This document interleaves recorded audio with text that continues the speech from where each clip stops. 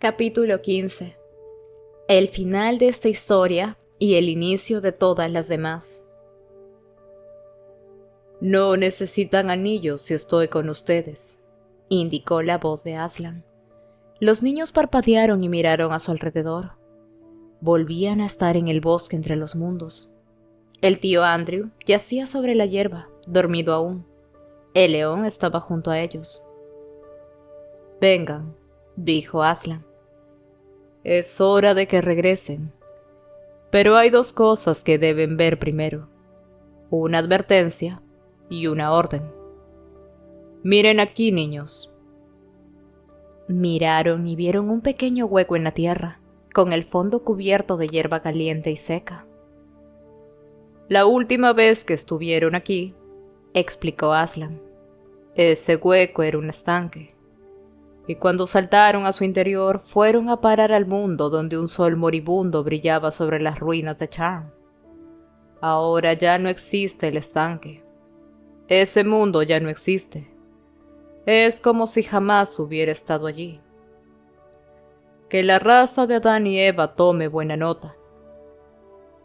«Sí, Aslan», respondieron los dos niños, aunque Polly añadió: «Pero no somos tan malos como ese mundo, ¿verdad, Aslan?» «Aún no, hija de Eva, aún no. Pero cada vez se parecerán más a él. No es seguro que alguien malvado de su raza no encuentre un secreto tan diabólico como la palabra deplorable y lo use para destruir a todos los seres vivos. Y pronto, muy pronto, antes de que sean ancianos, grandes naciones de su mundo estarán gobernadas por tiranos a quienes importará tan poco la felicidad, la justicia y la compasión como a la emperatriz Yadis. Que su mundo tenga cuidado. Esa es la advertencia. Ahora la orden. En cuanto les sea posible, quiten a ese tío suyo sus anillos mágicos y entiérrenlos de modo que nadie pueda volver a utilizarlos». Los dos niños tenían los ojos alzados hacia el rostro del león, mientras éste les hablaba. Y de repente, aunque jamás supieron exactamente cómo sucedió, el rostro pareció un mar revuelto de oro en el que ellos flotaban. Y tal dulzura y poder se movió a su alrededor, sobre ellos, y penetró en su ser que sintieron que jamás habían sido realmente felices, sabios o buenos, ni tampoco habían estado vivos y despiertos antes de aquel momento. Y el recuerdo de ese instante permaneció con ellos para siempre. De modo que mientras vivieron, si alguna vez se sentían tristes, asustados o enojados, el recuerdo de toda aquella bondad dorada y la sensación de que seguía allí, muy cerca, justo al doblar la esquina o detrás de una puerta, regresaba y les proporcionaba la seguridad, en lo más hondo de su ser, de que todo iba bien. Al cabo de un segundo los tres, con el tío Andrew despierto ya, penetraban dando tumbos en el ruido, calor y olor a comida de Londres. Se encontraron en la acera que había frente a la puerta principal de los Ketterley, y con excepción de que la bruja, el caballo y el cochero ya no estaban, todo se hallaba exactamente igual que como lo habían dejado. Allí estaba el farol con un brazo menos. También estaban allí los restos del cabriolé, e igualmente seguía reunida allí la muchedumbre. Todos seguían hablando y había gente arrodillada junto al policía lesionado, diciendo cosas como «¡Ya despierta!» o «¿Cómo se encuentra, amigo?» o «La ambulancia llegará en un santiamén». «Válgame Dios», pensó Diggory, «creo que toda la aventura no ha durado ni un minuto». La mayoría de personas buscaban frenéticamente con la mirada a Yadis y al caballo, y nadie prestó atención a los niños, ya que no los habían visto marchar ni habían advertido su regreso. En cuanto al tío Andrew, entre el estado de su ropa y la miel del rostro, nadie lo habría reconocido. Por fortuna, la puerta principal de la casa estaba abierta, y la doncella de pie en el umbral contemplando boquiabierta toda la diversión. La joven estaba pasando un día a la mar de entretenido. Así que a los niños no les fue difícil empujar apresuradamente al tío Andrew al interior antes de que nadie les hiciera preguntas.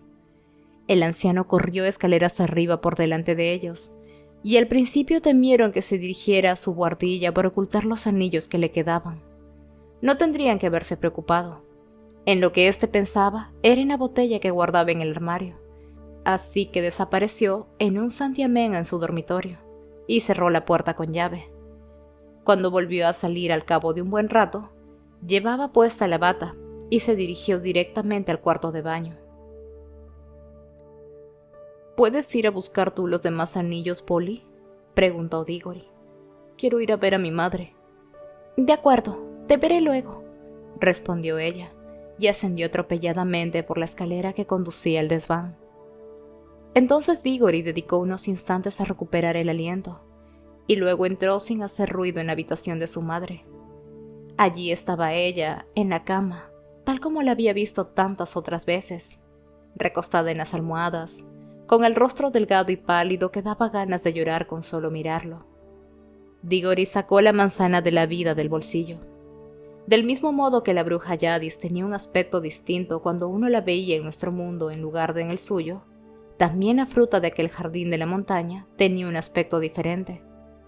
Sin duda había toda clase de cosas de vivos colores en el dormitorio: la colcha estampada de la cama, el papel de la pared, los rayos de sol que entraban por la ventana, y el bonito peinador azul claro de su madre. Pero en cuanto Diggory sacó la manzana del bolsillo, todas aquellas cosas parecieron palidecer. Cada una de ellas, incluso la luz del sol, pareció descolorida y opaca. El brillo de la manzana proyectaba curiosas luces sobre el techo, y no había nada que valiera la pena contemplar. Uno no podía mirar ninguna otra cosa. Y el olor de la manzana de la vida hacía imaginarse que había una ventana en la habitación que daba directamente al cielo. «Cariño, qué bonita», dijo a la madre de Diggory. «Cómetela, por favor. Vamos, di que sí», suplicó él. «No sé qué diría el doctor», respondió ella. «Pero la verdad es que creo que no tendría inconveniente». El niño la peló y cortó a trocitos, y se la dio pedazo a pedazo. En cuanto se la terminó, su madre sonrió. Dejó caer la cabeza sobre la almohada y se durmió, con un sueño auténtico, natural y dulce, sin ninguna de aquellas medicinas desagradables, que era, como Diggory bien sabía, lo que ella más deseaba en aquel mundo. Se sintió seguro entonces de que su rostro tenía un aspecto algo diferente. Se inclinó y la besó con suavidad, y luego abandonó la habitación con el corazón latiéndole con violencia. Se llevó consigo el corazón de la manzana. Durante el resto del día, cada vez que contemplaba las cosas que lo rodeaban y veía lo normales y corrientes que eran, apenas se atrevía a tener esperanzas, pero cuando recordaba el rostro de Aslan, la esperanza regresaba. Aquel atardecer enterró el corazón de la manzana en el jardín trasero. A la mañana siguiente, cuando el doctor realizó su visita habitual, Diggory se inclinó sobre la baranda para escuchar. Oyó cómo el doctor salía con la tía Letty y decía: «Señorita Ketterley, este es el caso más extraordinario que he visto en todos los años que hace que soy médico. Es como un milagro. Yo no le diría nada al pequeño por el momento. No debemos crear falsas esperanzas. Pero en mi opinión…» Entonces su voz descendió demasiado para que pudiera seguir oyéndolo. A primera hora de aquella misma tarde, Diggory bajó al jardín y silbó la señal secreta que había acordado con Polly, ya que ésta no había podido regresar el día anterior. ¿Ha habido suerte?, preguntó ella mirando por encima del muro. Quiero decir, respecto a tu madre. Sí, creo que todo irá bien, respondió Diggory. Pero si no te importa, preferiría no hablar de eso aún. ¿Qué hay de los anillos? Los tengo todos. Mira, no hay peligro. Llevo guantes. Vamos a enterrarlos. Sí, hagámoslo. He marcado el lugar donde ayer enterré el corazón de la manzana. Polly saltó entonces al otro lado del muro y juntos fueron hasta allí. Sin embargo, resultó que no hacía falta que Diggory hubiera marcado el lugar, pues algo empezaba ya a brotar. No crecía tan rápido como los árboles en Narnia, pero sobresalía ya un buen trecho del suelo.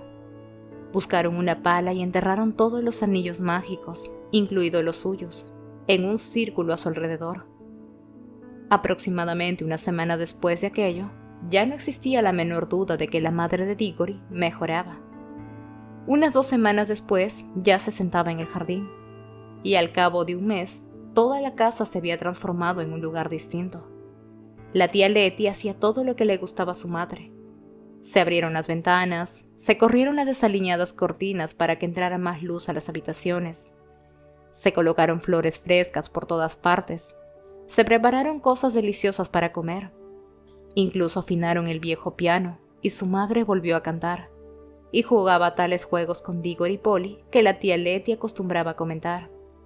«Vaya, Mabel, pero si tú eres la más niña de los 3. Cuando las cosas marchan mal, uno descubre que por lo general acostumbran a ir de mal en peor. Pero cuando las cosas por fin empiezan a ir bien, a menudo mejoran y mejoran sin parar. Al cabo de unas 6 semanas de aquella agradable existencia, llegó una carta de su padre, desde la India, con noticias magníficas. El anciano tío abuelo Kirk había muerto, y eso significaba, al parecer, que su padre era ahora muy rico. Por ese motivo iba a licenciarse y regresar a casa desde la India para quedarse definitivamente. Y la enorme casa situada en el campo, sobre la que Diggory había oído hablar toda su vida y no había visto jamás, sería entonces su hogar.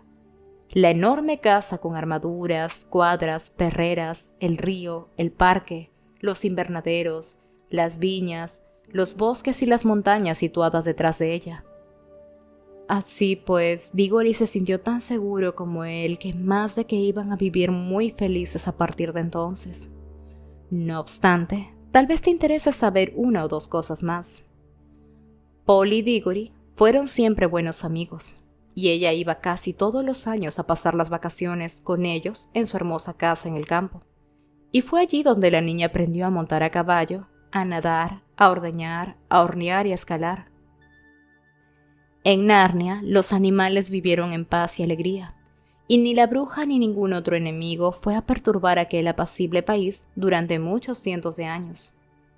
El rey Frank, la reina Helen y sus hijos vivieron felices en Narnia, y su segundo hijo se convirtió en el rey de Archenland.